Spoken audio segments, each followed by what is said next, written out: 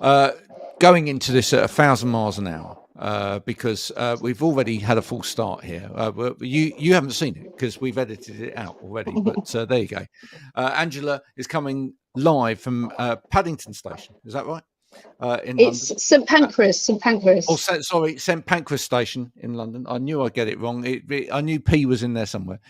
St Pancras Station, wonderful architecture, and we'll be talking to her about music straight after a little video that we've got prepared for you already. It's like one we've made earlier, like Blue Peter, and here it is. Keep on, don't stop.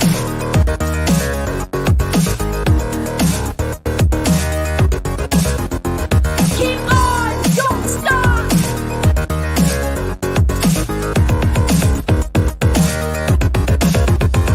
Keep on, don't stop.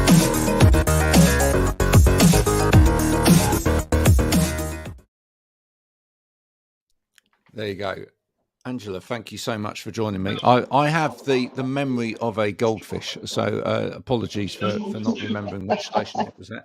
And I find that as I get older, it gets worse. One day it may just walk off and disappear from me altogether. But maybe that may be a very nice state to be in, I think. Maybe. But here's one for you. Obviously, you're much younger than I am. But do you find, as you get older, can you remember words to songs like at a certain time, but not necessarily song words now? That is very true. But I think it's probably to do with when you're younger, perhaps you don't have so many things to occupy your mind. And the older you get, the more cluttered your brain gets with probably more important things. To a degree, not that song lyrics aren't important, but you've got less time to, there's less space up here. I like that idea. I like that. You've made me feel a lot better about that whole concept already. I thought one of the reasons was that when I was younger, we used to physically have to save up our money and buy albums. And actually, we'd wait a long time, save up the money, then go and buy it. And then you'd wear that album out. You'd play it to death. Whereas these days, a lot of music, people just kind of dip in and out of it because it comes out of the dot thing in the corner of the room. But I think that, and just through like nieces and nephews and younger Bugeye fans, it's a case of, if you like a song, you will still play it to death. You just haven't had to go to a record shop to buy it. You can play it as many times as you like on like a streaming platform. Not that I mean, slowly that adds up for artists, but it's not like necessarily profitable. But yeah, I just literally think there's songs that I play to death, but could I sing you the lyrics from them? Probably badly and incorrectly.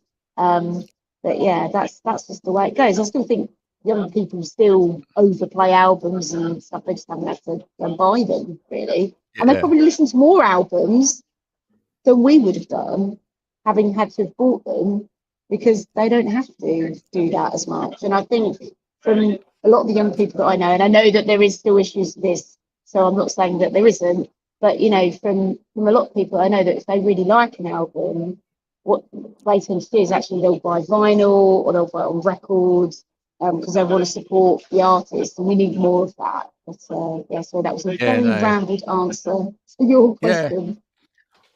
You're probably right. I mean, the thing is, my daughter's 10, and she can remember the words to songs completely. I think all of my children put me to shame remembering the words to songs, etc. I mean, some of them remember every single word to something like Hamilton, the whole of the musical, and literally just can do all of it.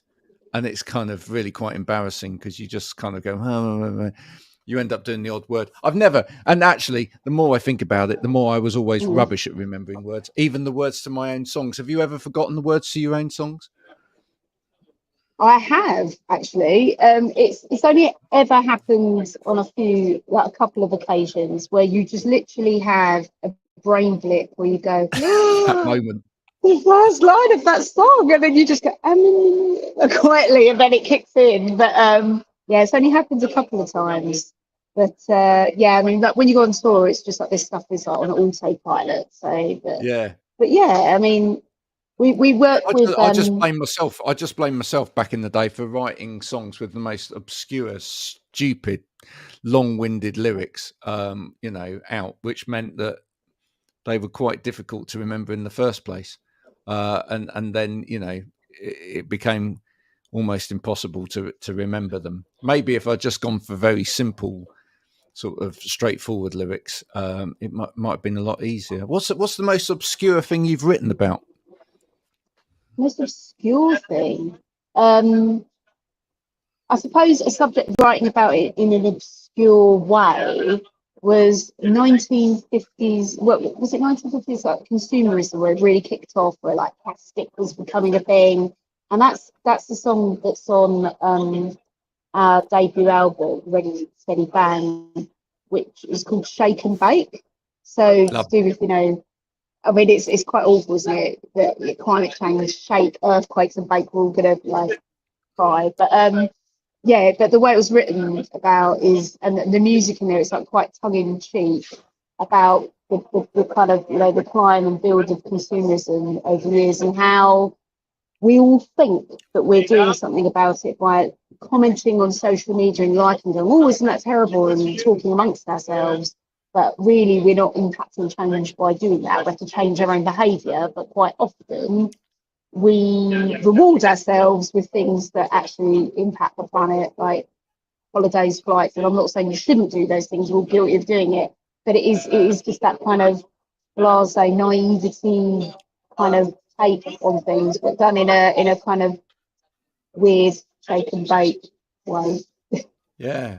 When I watch programs back about the years in which I grew up, albeit the, you know, so I was born in 71, year of decimalisation, and obviously, so I grew up between the sort of 70s and the 80s.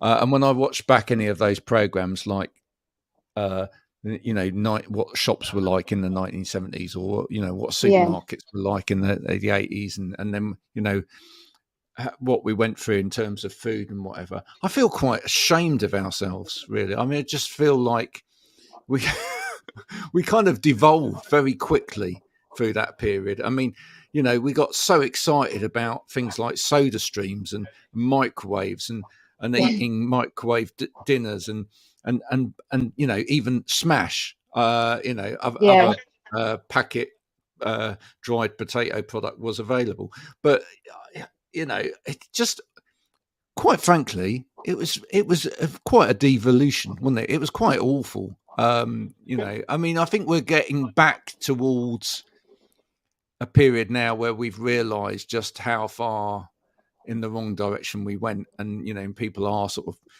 pushing towards like real food and you know, real exercise, as opposed to, you know, who remembers, like, you know, exercise machines and whatever that did it all for you while you sat down and watched your favourite TV Oh, what, like show? those weird things, like electric shock things that stimulate Yeah, your those muscles and things. you're supposed to lose weight or something. It's like, oh, come on, how lazy is that? It's just crazy. Isn't that you the know, point? Yeah. it is weird that we kind of, you know, as a species, we kind of, you know, had to go that far, and we almost felt like it was almost like we'd had years and years of doing stuff really in a really difficult way. Not that Yeah. generation actually had particularly, but you know, the generations before had, you know, toiled and struggled and, you know, worked really hard, and you know, living conditions weren't great, etc. And now suddenly, you know, technology and science had enabled us to be this kind of lazy being where we could just live without having to think about it or care about it. But it's dreadful, isn't it? Well, I think, especially because I think, and I cannot remember who said this, but it was like the advancement of technology was, you know, our lives will all be better, we'll have more time to spend with our families, you know, things like famine will be extinguished and all of this stuff. And it's like, actually, we still sort of have less time than we ever had, even though we've got all this technology. And I still think that starvation and famine and all of those things are a problem and worse than they ever were. So, you know, technology is a great thing. And I don't think we should forget, you know, all the advances we've had with medicine and all sorts of things. And technology helping people's everyday lives is a great thing. But it's just how the you know, the profits of these things, how that's distributed to actually solve real world problems that they said that they would help us do, that hasn't helped really. Yeah, I think listening to your music, you touch on a number of these different things. I think you're quite in tune whilst entertaining people and having fun at the same time, which I think is core to what you're about. But I do think you kind of touch on very human problems at the same time. Where does that stem from for you? Well, I just think it stems from everyday life and the things that you read and experience. We're never the ones to kind of call people out and say, oh, you should be doing this, you should be doing that. We're even looking at our own behaviour, things that we don't do when we know there are issues around there. So it's kind of observing life and making a sort of commentary on that and connecting with people. And even though there are all these awful things happening, there's also like great things that happen in this world as well. So there's a positivity about our songs too. But also, a lot of the stuff we do is about escapism and how do we cope with these things that we can sometimes feel that we're so small that we can't possibly change the world. I mean, collectively we can, and that takes time. But it's more about the everyday realization of how things are not how they should be and how we cope with that really, and how we connect and how that connection is really important. Now, listen, they let me out of the cage last week. I actually went down to Exeter for the day. I was at an exhibition, which was great. And I was actually saying to someone while I was there, and afterwards, actually, we stopped at a service station to get fuel and whatever. And I was saying that just how much that's the kind of place I really love. Not because I love service stations particularly, but you're now in the middle of a station, surrounded by people, no doubt, outside of that little seating area. Is that a great place for inspiration for you? Do you love people watching? Do you love kind of just picking up on things and then those end up being in songs? Definitely. I mean, it was like Sunday, Monday, that song was written while getting on a ram-packed commuter train, getting off at London Bridge. And they've got all these gates and fences, and they're putting these sticks down to stop people looking for it, like you're being herded like cattle around. And it's like, how is this our lives? But this is like, you know, this is what we do. So yeah, so it's people watching, observing things. Just, you know, we go to a lot of art exhibitions as well, and consume a lot of cinema and just a lot of culture, and just sort of try and expose ourselves to various things. And it's always really interesting. But funnily enough, service stations, I think, are really fascinating, especially the WH Smiths and what they decide to stock. The random stuff. Always camping chairs, which, okay, I get you might be on your way to a campsite, but they have so many like really weird clothes choices as well that they seem to have. I don't even know why. Necessarily fit the area. No. Like you're so pleased that you're on this subject, because if you were like in a service station in, say, for example, the Lake District, and you stopped and it had kind of outdoor clothing for going hiking or whatever and walking sticks and whatever, you'd go, that makes sense because we're now in the Lake District or whatever. But it's when you're on like at Watford Gap, and it's like, where are you going to go hiking around here? Where? Well, wetsuits. Wetsuits seem to be a common trend. Wetsuits, like, because obviously, right, I'm not saying there aren't people that do, like, I don't know, boarding or all sorts of things in like lakes or whatever that won't require a wetsuit. But I wouldn't say it's the majority of the public, right? But it's like they've got a vast array of things like wetsuits and just random things. But I also sort of think if you were going to go and do that activity, you would surely already have a wetsuit. Really? Or you'd be a purveyor of proper wetsuit shops that probably sold all the other gear that you'd need to go and do whatever it is. If you're going to go and do paddle boarding, you probably go to a paddleboard shop and buy the paddleboard and the wetsuit at the same time. Exactly, that's what I mean. It's like, who's buying this stuff? I think it's so this is another interesting thing.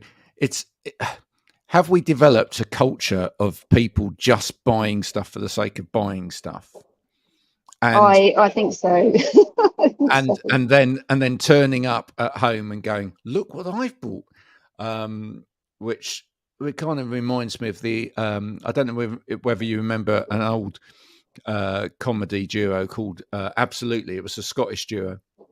No, I don't. They used to do a load of sketches around that, and they had the guy that used to buy bargains, and there was a great sketch once where he goes on to his friend about all of the bargains that he's bought that day, and the guy said, "Yeah, but when you got to the till, did you hand over money?" And he went, "Yeah." Oh, he went like that, he's done it wrong.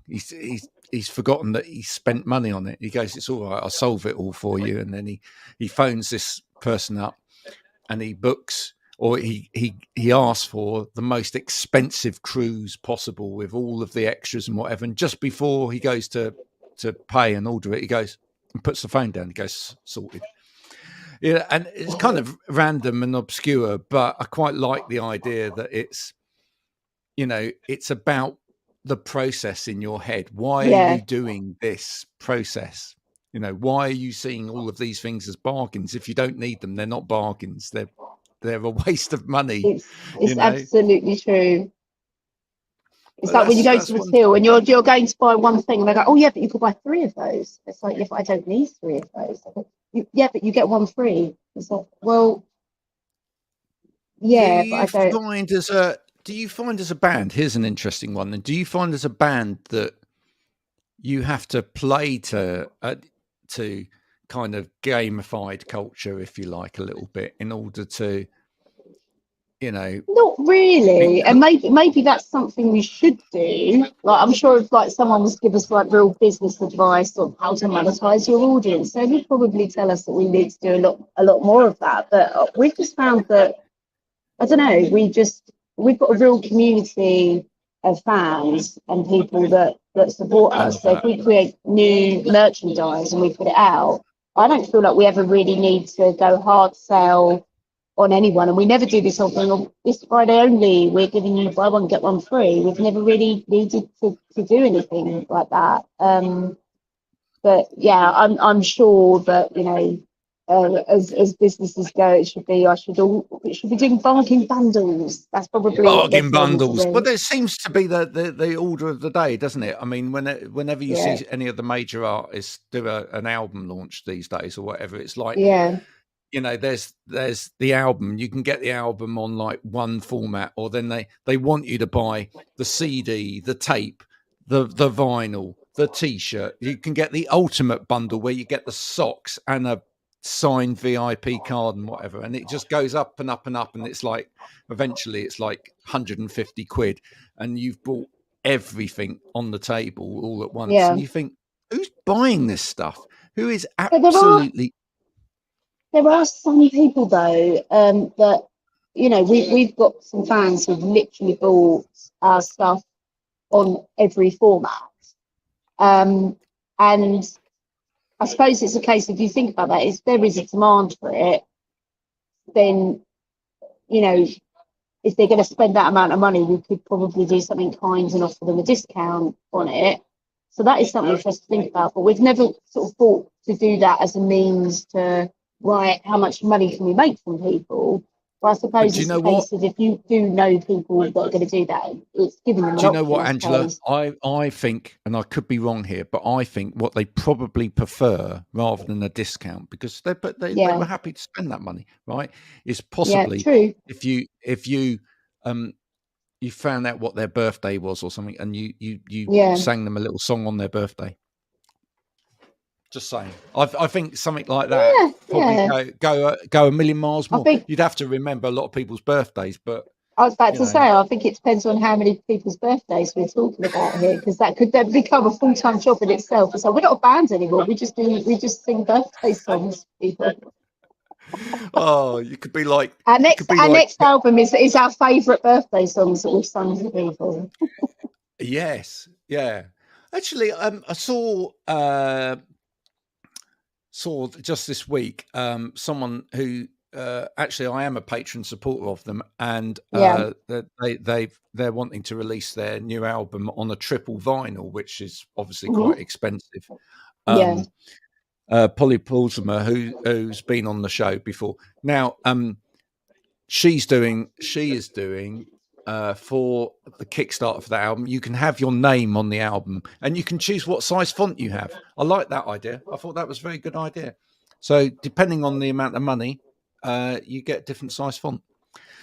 You could literally have the whole album in your name, but you have to pay enough money for that to happen. So maybe I suppose they've set a target because of how what the total amount they want to get is. Yes. Otherwise, you've then got like a massive book of people's names, which I wouldn't mind doing if people are going to give them money for it. But well, you say that I am in. I think now 5 Marillion albums with my name, and amazing. some of those albums when they come out, the book part of the album is about that thick, and that's people that have put their name to it. Yeah. And have you framed it?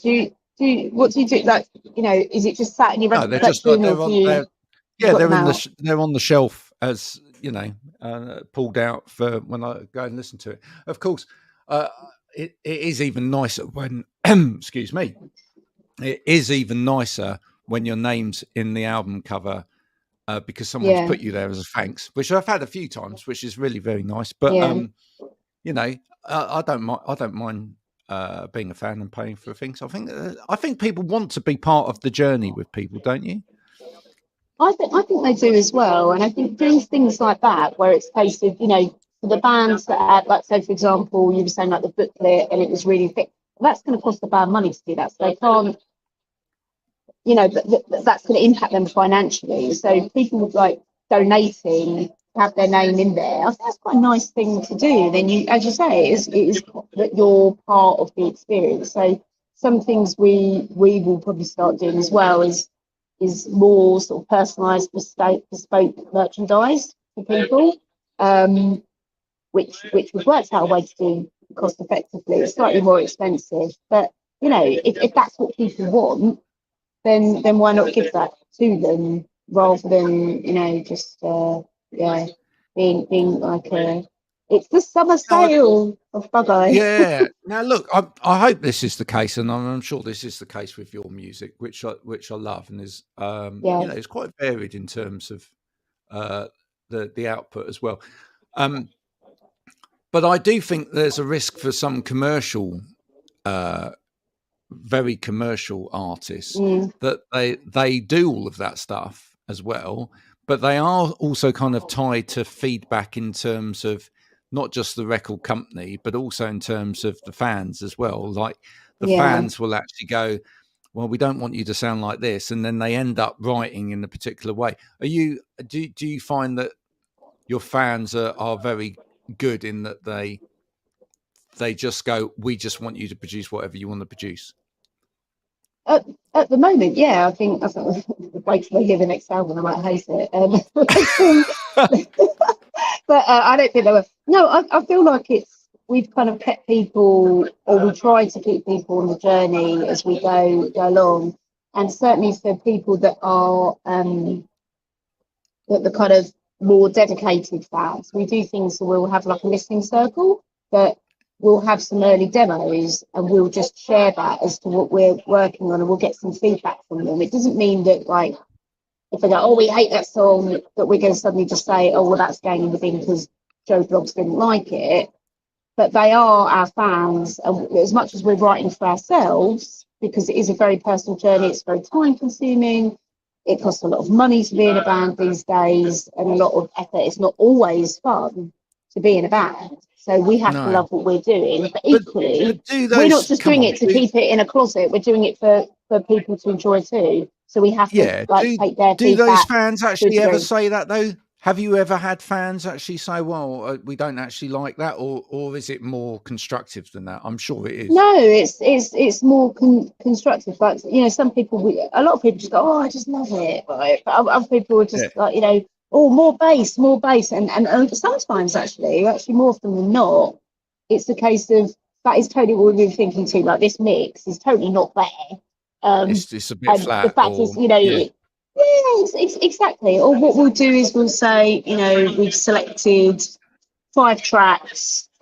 Which one of these do you think should be our next single?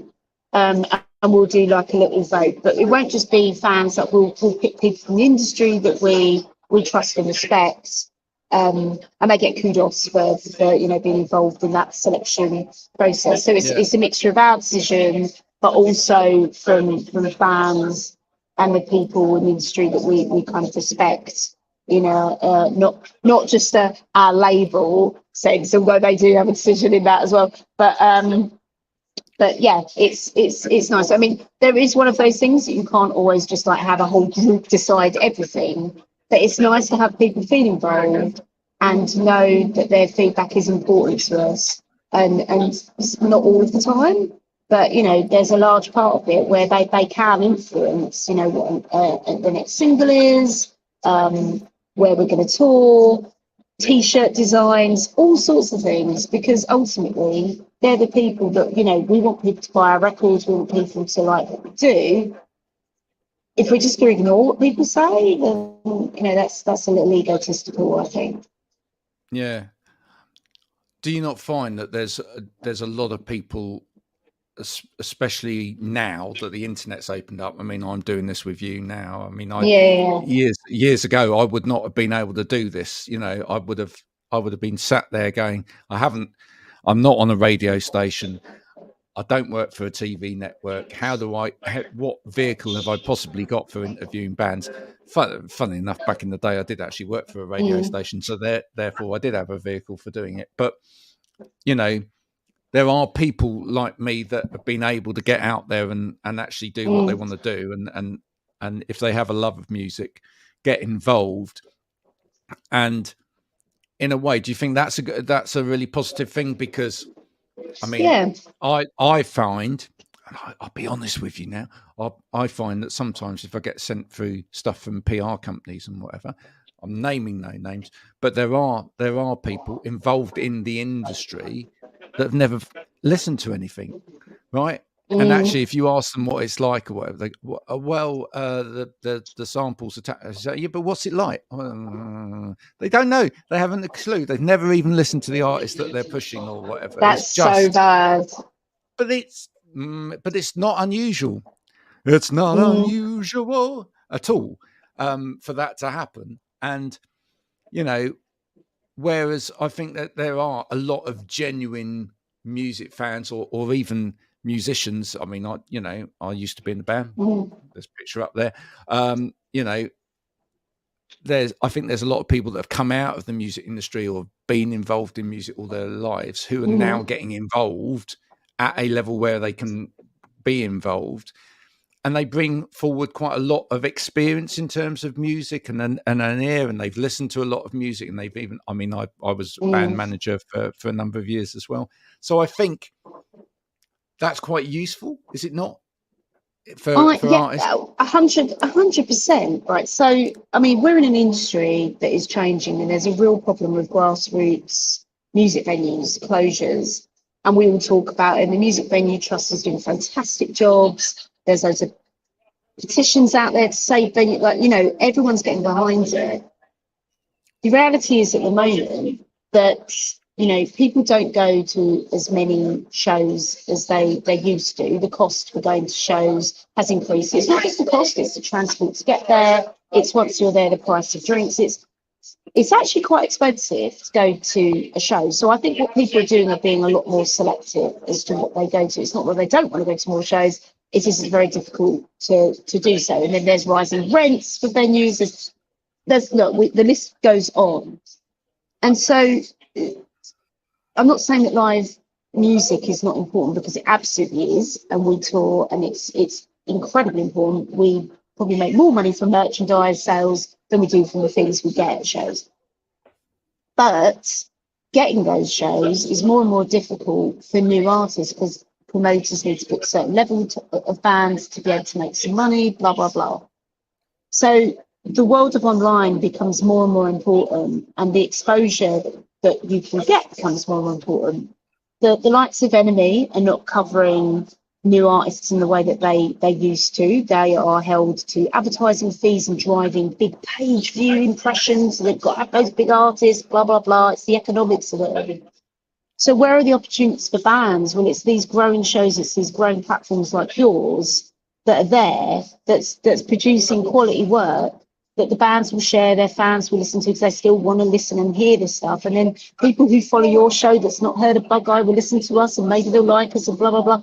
And it's that spiral effect. So these shows are absolutely fundamental. It's almost like they are the new grassroots music venues. It's how to get out the door and get in front of people that would not normally have heard you. So, you know, yeah, again, I've rambled, but it's so important, shows like this and blogs. And I think one of the things I've heard recently, well, not so recently, probably in the last year, is some of the online zines saying, oh, people don't read articles anymore, so we're winding down what we're doing and blah, blah, blah. That's sad.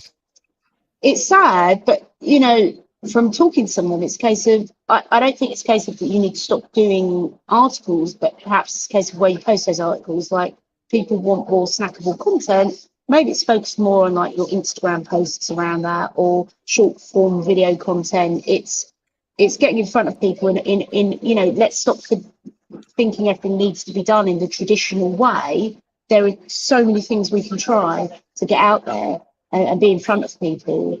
And, you know, that's been Bugeye's success. To be honest, it's a case of, if it wasn't for the world of online, I don't think I'd even be talking, well, I wouldn't be talking to you, because this platform wouldn't exist. But the fact is, you know, our whole community, everything's run online. It's run online, Yeah. and that's how we tell people about gigs. How would I tell them about gigs if we didn't have online? I'd have to, I don't know, try and pay someone to fly a different, you know, to cities that we live in, or we'd have to, the promoter should be doing that, but would they do that? It's like, I don't know, I just think really it's made it interesting. easier. Yeah, it's really interesting you say that, because when I started this, one of the first things that I said I was going to do, and a number of the PR companies were like, what on earth? Was I said one of the places where I was going to put this out, and this will go out live there as well, is on LinkedIn. And a number of the PR companies went, but that's a business platform.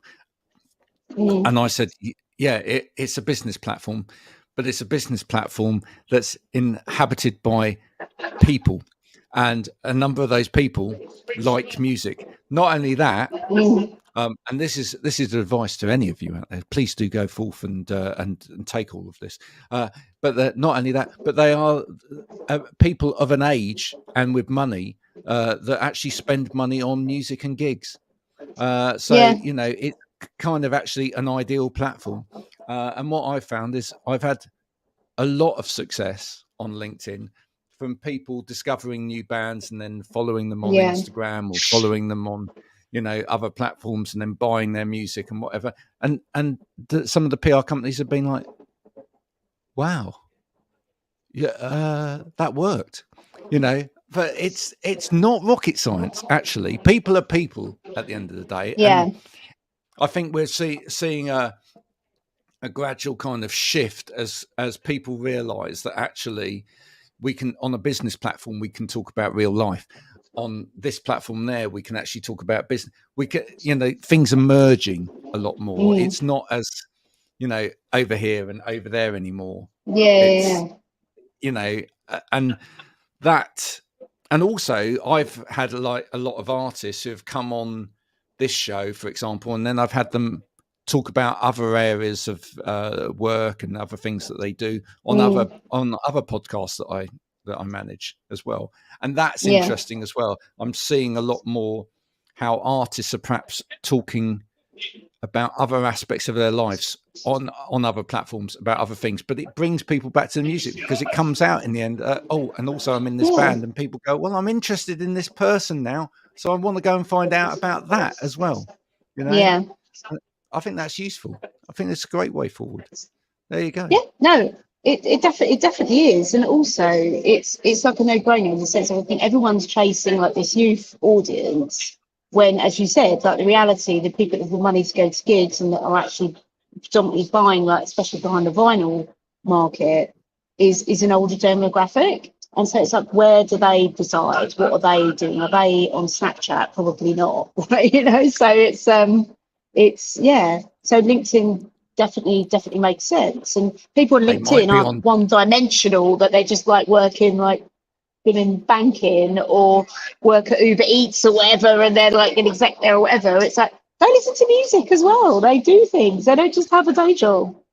Yeah, they are probably on things like TikTok and whatever as well, but they're Yeah, probably doing what exactly. everybody else is doing, going like that. Oh, bunny, Doom you know, scrolling is doom what we call scrolling. it. Yeah, exactly. Just spending their life finding things that amuse them for 5 minutes.